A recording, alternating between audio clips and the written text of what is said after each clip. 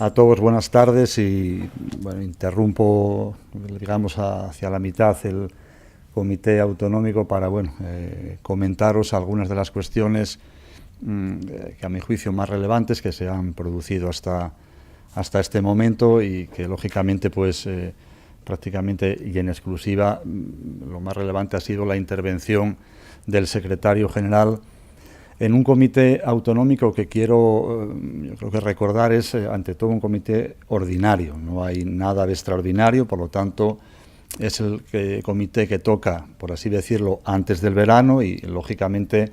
solemos hacer el mismo una vez que ya ha pasado el comité federal, del que también pues todos tuvisteis conocimiento, ¿no? Y en algunos casos hasta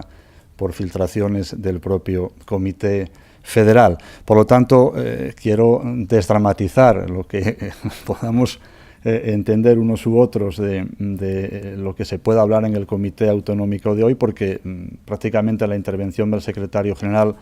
ha sido una reproducción en gran medida, una explicación a los militantes, a los responsables del partido en Asturias, de prácticamente lo que dijo a nivel federal, más si cabe después de toda esa polémica de filtraciones, etcétera, ¿no? Por lo tanto, yo eso quiero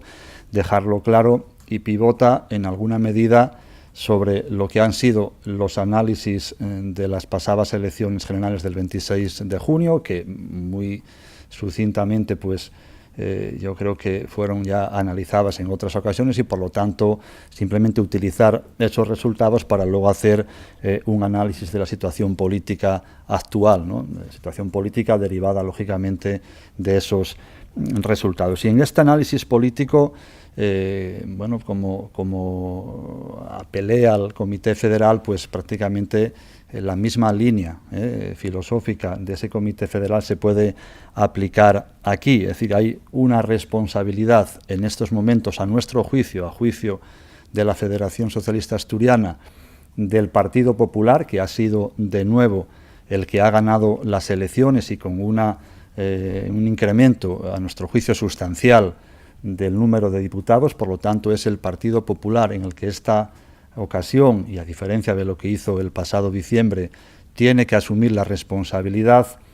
no solamente de lograr la investidura, que es importante, sino algo que a nuestro juicio es tan importante como lo primero, que es, además de la investidura, lograr una estabilidad, porque difícilmente se puede gobernar un país solamente con la investidura. Hay que tener un sustento en el día a día y eso, lógicamente, lo tiene que dar la negociación de lo que tenga que ser luego los apoyos a ese futuro gobierno. Y dicho esto, por tanto, el papel que corresponde al Partido Socialista en esta ocasión, más claro si cabe también que en el pasado 20 de diciembre, en este caso ya el 26 de junio, es pasar a liderar como primera fuerza la oposición que hay que hacer al Partido Popular en los próximos meses o en los próximos años. Este es el análisis político de fondo y también, lógicamente, estamos analizando la situación actual,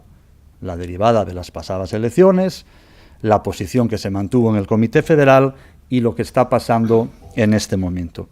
Y creo que un claro ejemplo de lo que puede ocurrir lo tuvimos esta misma semana con la constitución de las Cortes y sobre todo con la conformación de la mesa en el Congreso de los Diputados. Y decimos esto porque esa constitución de la mesa debe de darnos pistas a todos y entendemos que algunas y muy claras ya se han puesto de manifiesto en esa conformación de la mesa del Congreso. Porque entendemos que lo que pasó esta semana tiene un sentido teórico histórico y voy a explicar este término. Tiene un sentido teórico porque quienes han llegado a acuerdos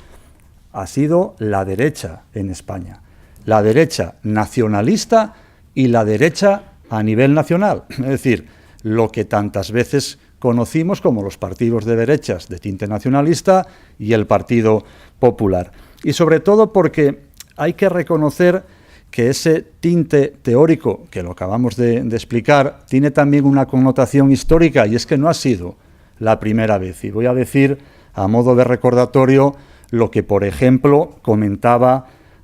Arzalluz, quien fuera presidente del PNV, que dijo que había conseguido en unas horas con Aznar más que lo que había conseguido en muchos años con Felipe González. O quien fuera también presidente de Euskadi, el señor Ardanza, cuando después de negociar con José María Aznar llegó a decir que el País Vasco era el 16º país por aquel entonces de la Unión Europea. Por lo tanto, nada de qué extrañarnos. Lo que ya se hizo tiempo atrás, evidentemente puede volver a repetirse en este momento. O incluso cuando Aznar decía, con un acercamiento a las fuerzas nacionalistas de derechas catalanas, llegó a decir en su momento que llegó a hablar incluso catalán en la intimidad. Por lo tanto, sentido teórico y sentido histórico a la vez. Aunque eso pueda suponer, en la memoria más reciente, una enorme contradicción con lo que han sido los postulados del Partido Popular en la campaña electoral, de repudiar a los nacionalismos o de incluso pues acusar con el dedo índice a aquellos que pudieran tener el más mínimo roce en el buen sentido con cualquier fuerza nacionalista. Bueno, así es la política, desgraciadamente a nuestro juicio, que lo único que contribuye es no ya a la confusión en el mismo plano de las fuerzas políticas, sino sobre todo lo más preocupante es, yo creo que la desorientación, la confusión a la que con decisiones o actitudes muy poco serias pues se aboca a la ciudadanía. Yo creo que la ciudadanía en este momento no está segura de lo que pueden hacer los partidos políticos y si ya es difícil en muchos casos creer en la política, pues seguramente con decisiones tan contradictorias ahondamos más en esa descalificación de la política mismo. Pero en cualquier caso, y a juicio de la Federación Socialista Asturiana, el Partido Popular tiene en esa senda histórico-teórica o teórica-histórica, tiene que asumir su responsabilidad y evidentemente tiene que intentar no solamente la investidura, sino también la conformación de un gobierno estable. Y ya también, por decir algunas de las cuestiones que se están hablando, voy a significar dos.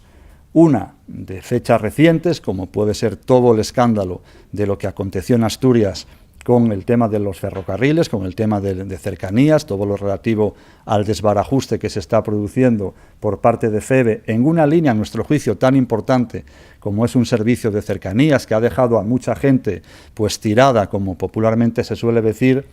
pero también nuestra enorme preocupación en el día de hoy, especialmente con el ERTE que se va a producir en un buen número de mineros del suroccidente asturiano. En una situación, a nuestro juicio, límite al que se aboca la minería en general española, pero en este caso quiero enfatizar y dejar el resto, porque creo que se va también a permitir y se va a entender, a nuestro juicio, lo que va a ocurrir en el suroccidente si no se pone remedio es,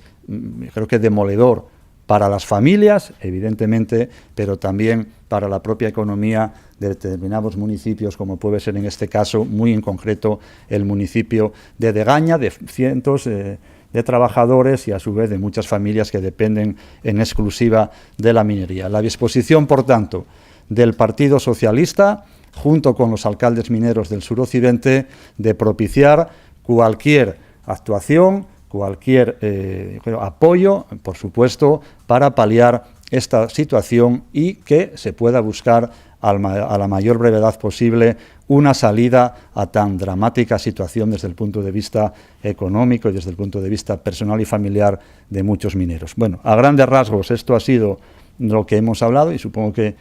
si queréis alguna pregunta y estoy en condiciones la responderé.